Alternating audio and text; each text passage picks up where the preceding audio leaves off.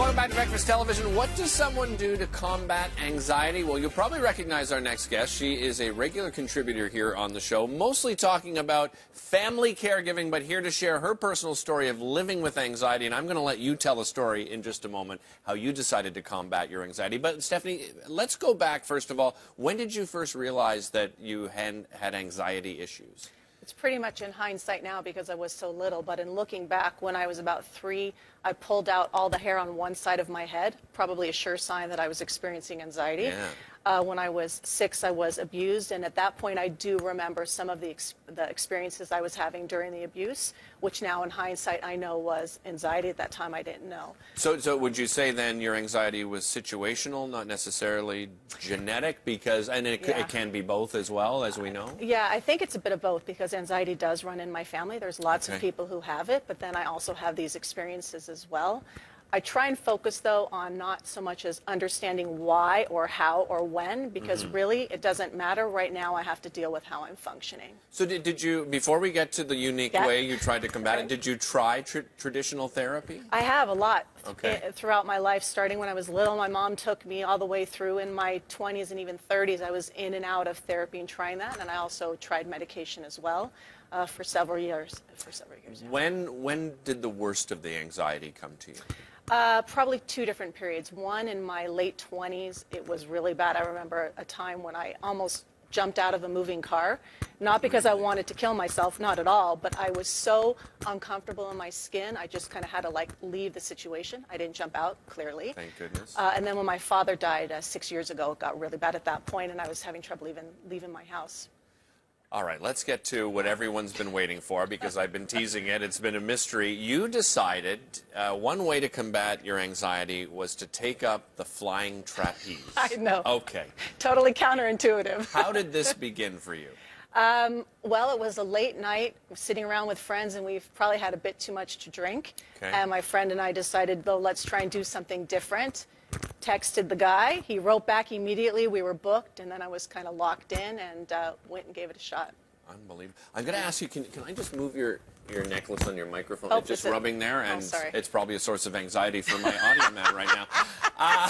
So you went and you took it, and were you not anxious doing something like that? Because that wasn't something you necessarily thought you would be comfortable with, right? No, and I'm also scared of heights, like you. We had the discussion. Yeah, we have. You've been trying to get me out to the flying trapeze. Maybe someday.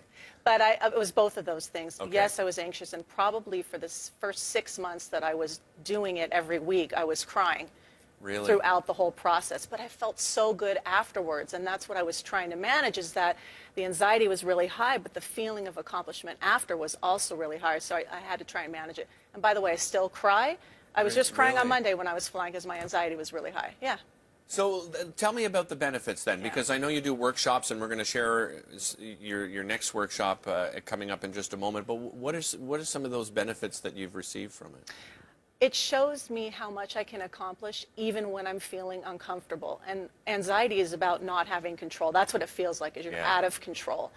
And what's so funny about the trapeze is you would think that you feel out of control, but what it's taught me is that my mind and my body know what to do even when I don't have time to think about it. And so I can apply that to my life. When I'm feeling out of control, I remind myself, even in a split second, my body always knows what to do, and I can always work something out.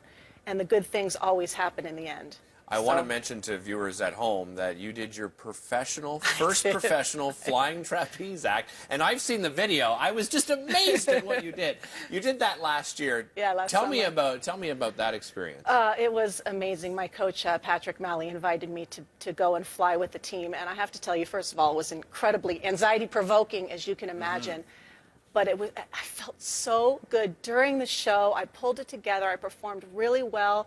I had no mistakes. And afterwards, I just felt like, oh, my God, look at what I can do. This is unbelievable. I can feel completely out of control in my mind, yet remain calm, and I know what to do. And it was so fun. It was an amazing experience. It was fun just to watch it. I mean, I viewed the video. I could not believe, the trust. That is another issue too, right? The trust that you have within that team what an incredibly bonding experience that is, right? It's really a community. The flying trapeze community, we're very, very tight. It's not only just the catcher, because obviously you have to fully trust him to let go that he's going to catch you, but it's the team that's on the board as well, giving you encouragement before you jump off, sending you the bar at the right time, helping you back to the board if you're not coming up, you know, totally securely. So yeah, it's a whole community. It's fantastic. Your next workshop is on March the 24th. There are only 2 spaces left, right? So this is an opportunity for you to, no matter what's going on in your life, it doesn't necessarily have to be anxiety. Nope. This is for anybody, any challenge that you're going through, or if you just want to overcome something such as anxiety, fear of heights. The phone number's right there, 450-661-0880. And that's out in Laval, right? That's right. Excellent. Stephanie, thank you so much. It's my always a pleasure, pleasure. Derek. We're going to Thanks. see you very soon as well to chat about another great topic. You're going to introduce us to a senior that is thriving here in Amazing. Montreal. Yeah. We'll be back with more BT coming up after this.